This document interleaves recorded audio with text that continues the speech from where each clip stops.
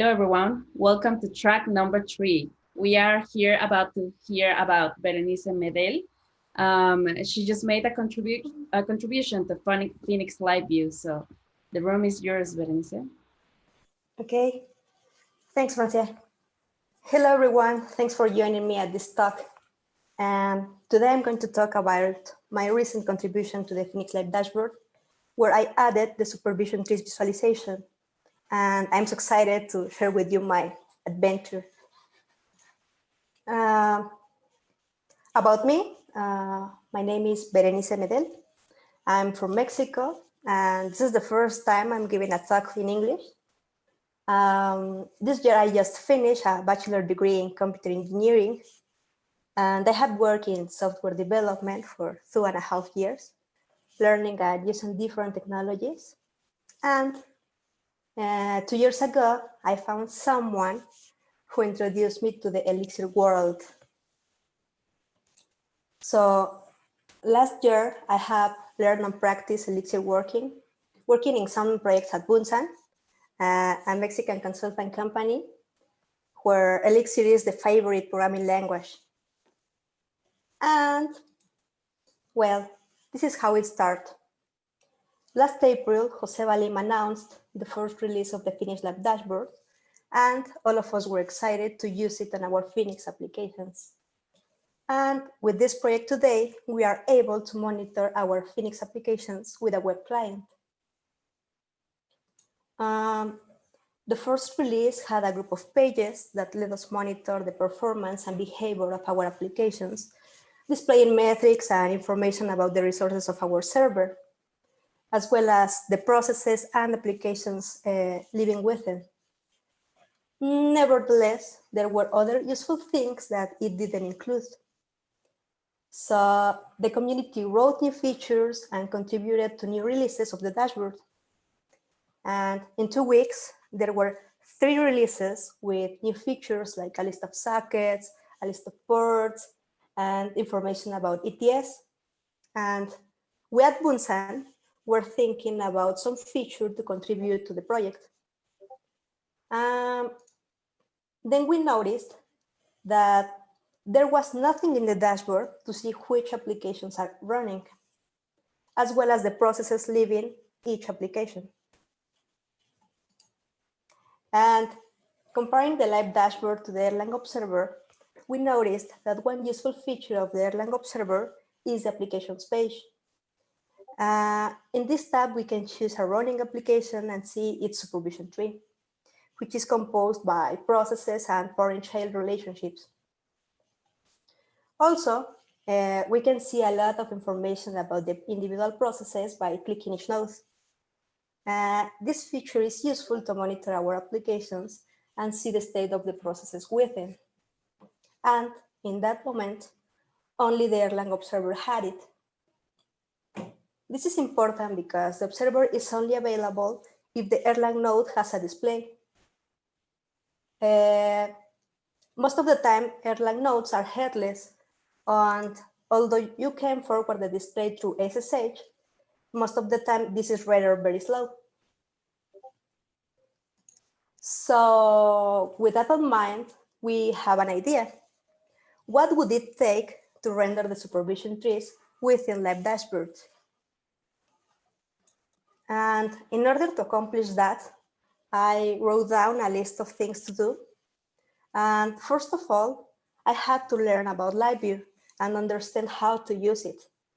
Then I had to resolve 2 important questions. First one was, how do I get the information about the processes and the supervision trees? And second one was, how do I render those trees with LiveView? Does exist a library for doing so? And finally, after answering those questions, I would have to add the new feature into the live dashboard. Let's quickly review what LiveView is. LiveView is an Elixir library that allows us to create user interfaces with real-time experiences. The most prominent feature of the LiveView is that HTML is server rendered, and In the backend, there is a process that receives events as messages and updates the view state. And with that, LiveView is able to send only the dynamic content that changes in the application's view. These changes are as simple as Elixir data structures and functions. So, talking about LiveView's lifecycle, when an HTTP request is received, the controller renders the assets by calling the mount function. Mount function invokes render function, and it sends the HTML content to the client. In addition to HTML content, session data is sent, and with that information, the client is able to connect to the LiveView socket. Finally, after all that process, our application will have a stateful connection to receive events and update only the parts of the page that need to be updated. In his talk, Phoenix LiveView Interactive Real-Time Apps without JavaScript, Chris McCord explained this in much better detail. And after reading a lot, I had a first idea of what was necessary to create a new page to display the supervision trees in the live dashboard. First, I would have to create a new LiveView component called the mount function that would invoke the render function, and then LiveView would send the rendered HTML to the client. And I will also have to create some events for user interaction. So at this point, I understood the way that LiveView works, but I didn't know how to draw trees. So I started looking for some Elixir library for drawing trees, but couldn't find one. What happened next is that with a little bit of advice and running away from JavaScript libraries, I found an option. Rendering trees involved two problems. In the one hand, I had to create the visual components of the trees. It is rectangles and lines. In the other hand, I have to give a position to each node of those elements with a canvas. In other words, I needed to give them a geometry.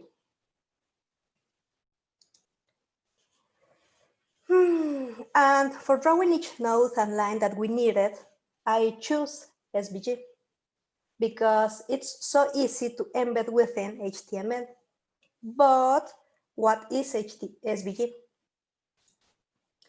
SVG is a vector graphic format based on XML, and it's used to display a variety of graphics on the web and other environments.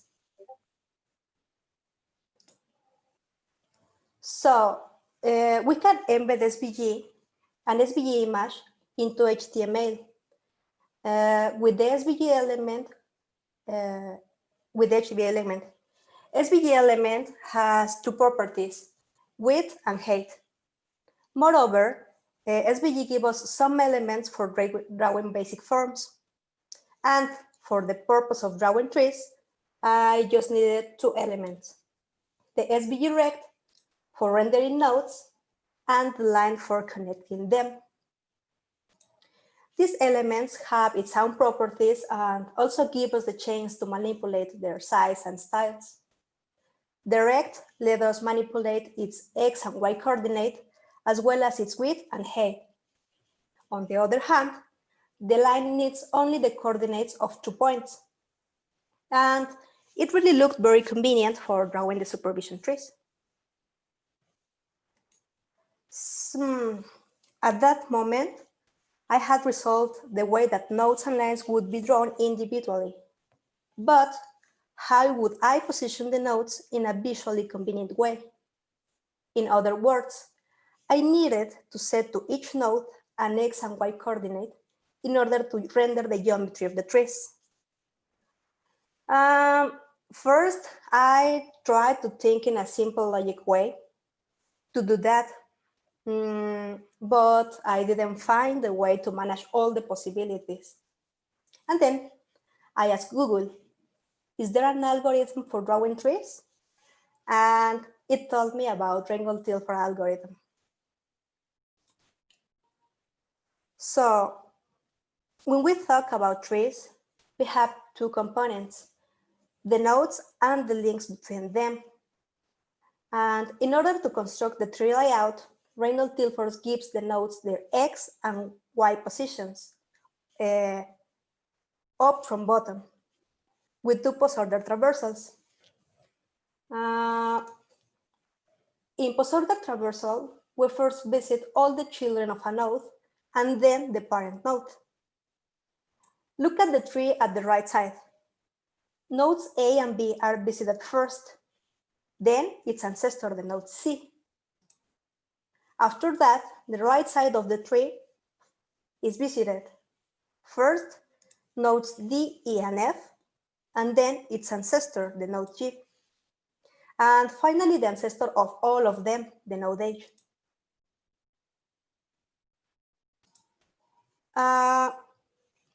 Reynolds-Tilford can be explained step by step.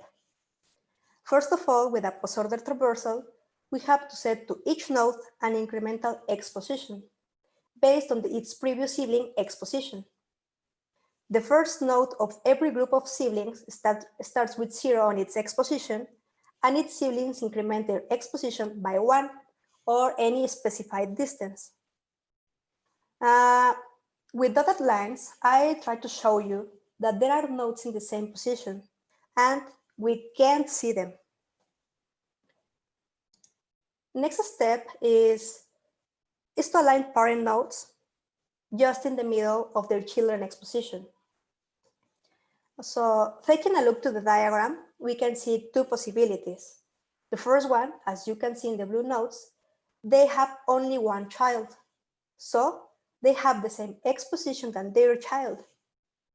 In the second one, the pink nodes have many children and they are positioned in the middle between their first and last child.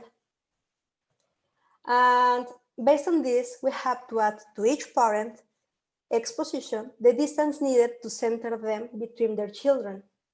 This step and the previous one are done in the same post-order traversal.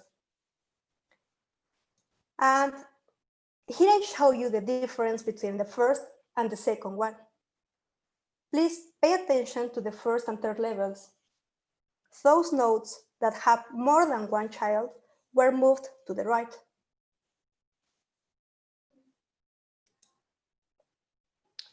And in this step, we need to move the children under their parents. So we need to increment the position of the child nodes as is needed. Look at the tree of the left side. We can see three superposed nodes. In this step, the node in the middle position will move under the node number 1 at the second level, as we can see on the right side. Also, let's see the subtree with blue arrows. First, the node 0 that at the third level has moved below the node 2 at the second level. Then, nodes 1 and 2 on the fourth level move below it.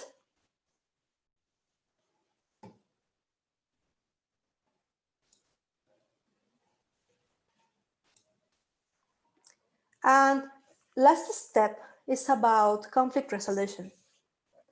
As we can see in the blue and pink nodes at the bottom of the trees, they are superposed. So we have to fix any conflicts that could appear. The solution is to move the conflict subtree to the right as is needed. Finally, we have something like this. There are no more superposed nodes.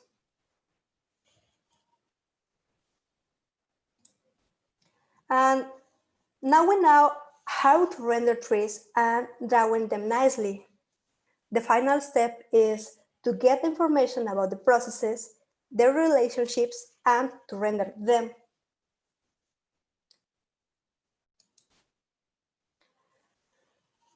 When we have a functional PIM node and the virtual machine starts up, a process named application controller is started, and it starts all other applications.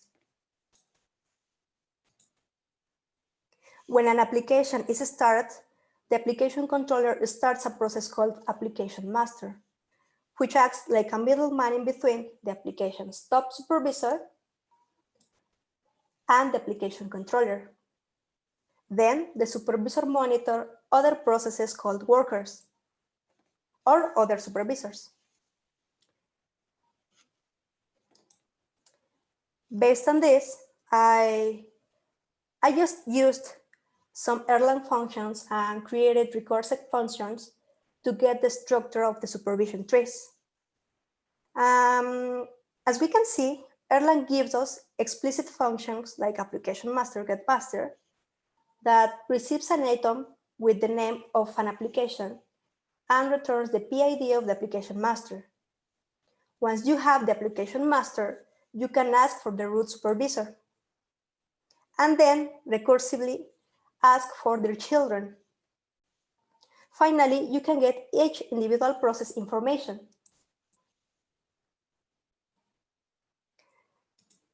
And now we understand all the pieces of the puzzle. Let's see how they look together. Here, I show you the code that was polished and published. And in line number 2, we can see that the supervision tree of the selected app is constructed. System info is a model where there are helpers for fetching and formatting info of the remote node. In line number 4, the supervision tree is used to construct the tree layout using Reynolds-Tilford algorithm. Then, in line number 5, a list of nodes is created from the tree obtained on Reynolds-Tilford algorithm. In line number 6, a list of nodes is generated. In line number 7, the SVG width and height are calculated based on the list of nodes. And finally, in the line number 8, those values are added to the socket assigns. And with that information, assets are rendered by the render function. Here, I show you a part of the content of the render function. In line number 1, we can see that the width and height of the SVG are specified. Then, each node is rendered within a for loop, as we can see in the line number 2. In lines number 3 and 4, the coordinates, height, and width of the rect are specified. And in order to render the names of each node, a text element is used. And finally, each line is rendered, as we can see, from line 11 to 15.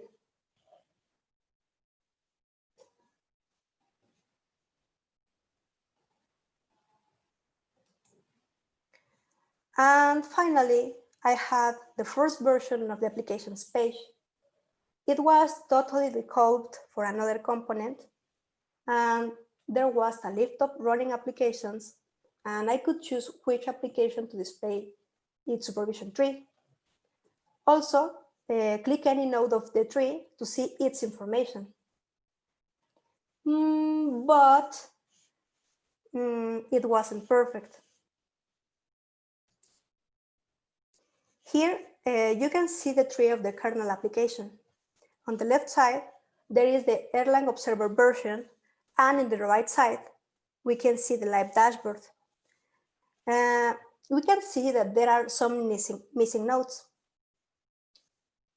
First, we have the process 063O, which has a child on the left side, but it hasn't on the right side. Then, we can see global name server process, who has 2 children, but it hasn't on the left side. And finally, we can see the process logger stdhssl handler, which has a child in the Erlang observer, but not on my tree.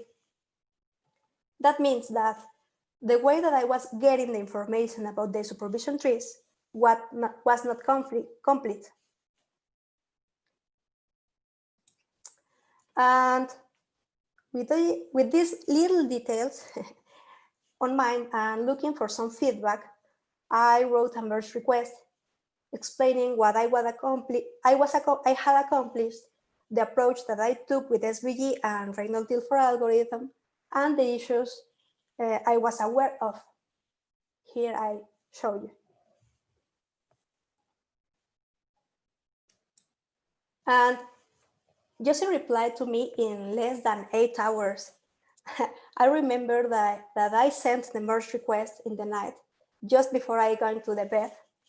And when I checked my email early in the morning, I was so surprised. Because Jose had done the first review of my code.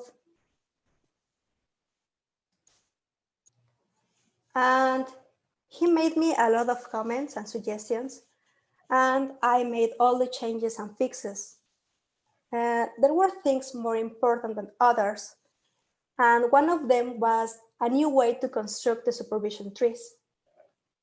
He proposed a new way to visit the links between processes in the construction of the supervision trees, keeping track of those links in order to avoid infinite loops. And with that, all the missing nodes were visited and added to the tree.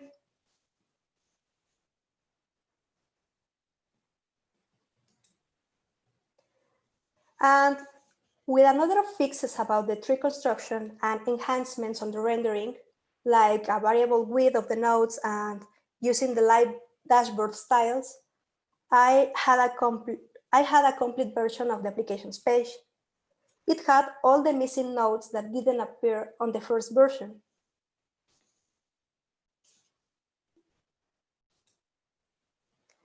And finally, Joseph told me that we have to do some tests and it would be complete. And then I had another question to answer. How do I test the algorithm? In the first place, I thought, how many trees do I need to test the algorithm? How many tests are enough to prove that algorithm works? The problem is that there are an infinity of possibilities when we talk about trees. There are trees with many deep levels, there are trees with many nodes, and there are trees more complex than others. So, testing the algorithm with an example-based approach was not the correct answer. And so I thought, how do I create randomly many trees? And answering my question, someone at my work introduced me to the property-based testing. He explained to me that there are always properties that describe the behavior of our programs, and those properties will always hold true, given the program is correct.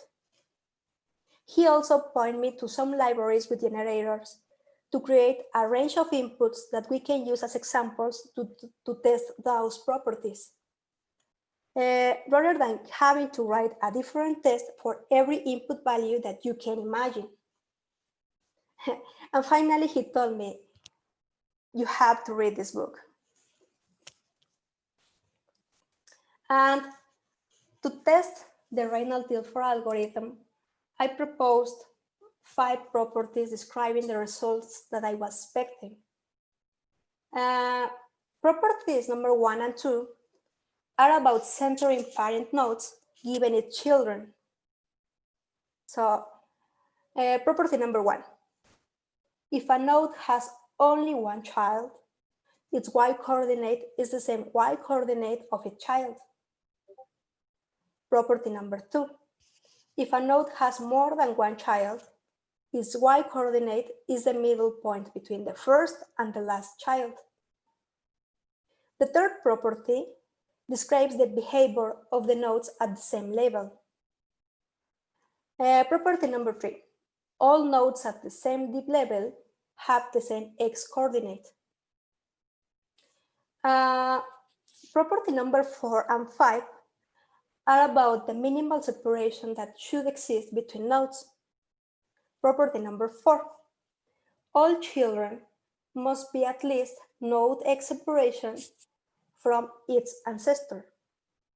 Node X separation is a constant that holds an integer value to specify the minimal horizontal distance between nodes.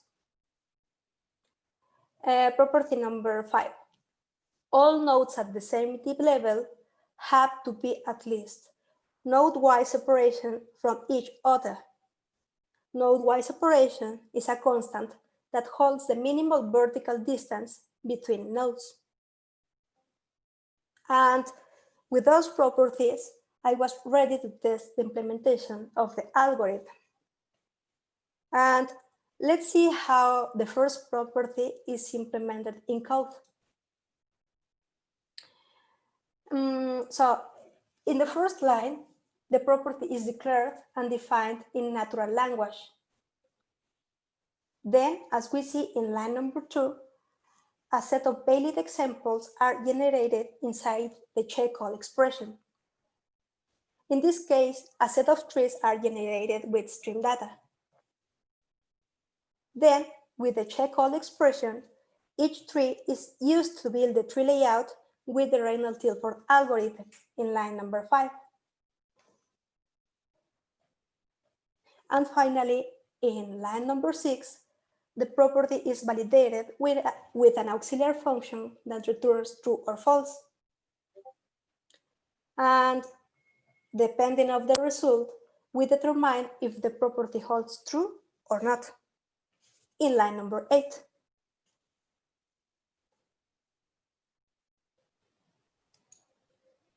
And after pushing the property-based test for the Reynolds-Tilford algorithm, the contribution was merged. Joseph told me that some enhancements on the UI would be made, and at that moment, my contribution was finished. And some days later, Michael Crum announced the release. There were some changes in the UI, but the trees are the same. And I was so excited because I had been waiting the notice every day since the merge request was accepted. And I have to say that all the experience was so great. And that was my adventure in order to render supervision trees right from the start, and how I learned a lot of things in the process. I also had the chance to get a code review and learn from Joseph Alim. And I think that contributing is about having an idea, do some research, and implement a solution. At least in the Elixir community, there will always